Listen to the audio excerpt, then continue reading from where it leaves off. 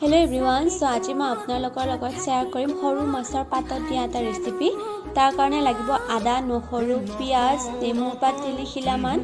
তাৰ পিছত হালধি পাত আৰু কলপাত সো প্ৰথমতে মাছখিনি গোটেইখিনি বস্তু দি ধুনিয়াকৈ সানি লব তাৰ পিছত হালধি পাত কেখন এখনৰ ওপৰত এখন থৈ তাতে মাছখিনি ধুনিয়াকৈ দি মেৰাই লব তাৰ পিছত এই টোপোলাটো আকৌ কলপাতেৰে ধুনিয়াকৈ মেৰাই লৈ বান্ধি লব মই খেৰেৰে বান্ধিছিলো তাৰ পিছত কেৰাহী নাইবা তাৱা এখন গৰম কৰি তাতে টোপোলাটো দি লাৰি থাকিব উল্টাই পাল্টাই দিব অলপ তেনেকে থকাৰ পিছত যেতিয়া টোপোলাটো হ'ব তেতিয়া উলাই আনি তাতে পিয়াজ আৰু মিঠাতেল দি কেনে ধুনিয়াকৈ সানি ভাতৰ লগত পৰিবেশন কৰিব মই আজি এই ৰেচিপিটো ফাৰ্স্ট টাইম ট্ৰাই কৰিছো হৈছে নে নাই নাজানো আপোনালোকে জনাবচোন হৈছে নে নাই